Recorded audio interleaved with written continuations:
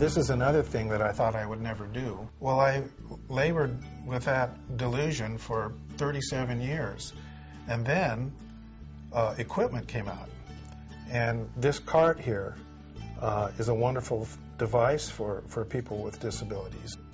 It took me about 5 years to get out of the woe is me and sports won't be the same as it was before and blah, blah, blah.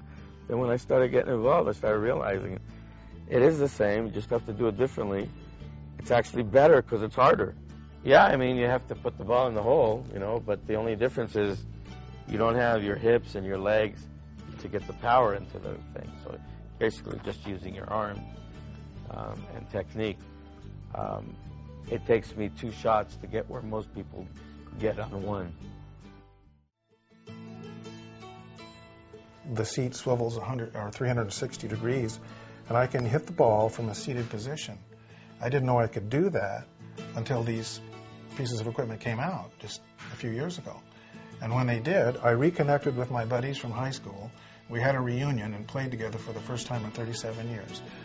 And that was great. We went out together and knocked the ball around, had a great time, drank a beer afterwards, and it was just like we picked up where we'd left off. What I would really like to see come of this is having this kind of cart, at least one at every public course. It would be nice to be able to just come to any course, any public course in the country and be able to play. I know one thing, I don't slow the course down, I play faster than most, and I'm better than most. These are specially made clubs, and this is like just for teeing up, my special teeing up device. But like the clubs themselves, you can see that they're forged in a way where they're not bent for a standing person. They're bent, the bent hosel, or it's actually forged that way for a sitting person. So they're forged just right. Yeah, this was a 6-iron, and I chopped it down, and I put a putter's grip on it, and this allows me to do the bump and run shots when you're just off the green, you know, anywhere from a few feet to 10 yards or so. Oh yeah, my putter, because of the way I putt, I had to put an extra grip on it, on the putter, because I actually hold it down here. And the last few times I played, I was getting the yips, you know. It was really hot, and I'd hit it, and it would move because I was holding on to the metal. Now, the last time I played, I made two putts that were at least 15 foot long. So this has already paid for itself right there. I think what golf teaches me is patience, and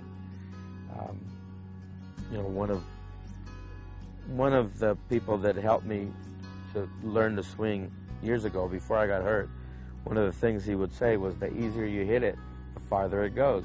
Kind of a hard concept to keep in your head, because everybody tries to kill it because they wanted to go far. But the clubs are what does the work. Basically, I've been shooting between 111 and 118. But I'm just a good, look at that. I'm just a good couple of short shots like that away from breaking that 100. Well, the main thing as far as any sport goes, it's the one sport I don't have to rely on anybody else to show up. I just have to show up, and they'll put me together with 3 other players. That part is great. With tennis, you got to have another player to play against. Most sports, you got to, you know, in this, golf really is a game against yourself. You're never really playing against another player. You're just playing against yourself. It's mostly a mind game.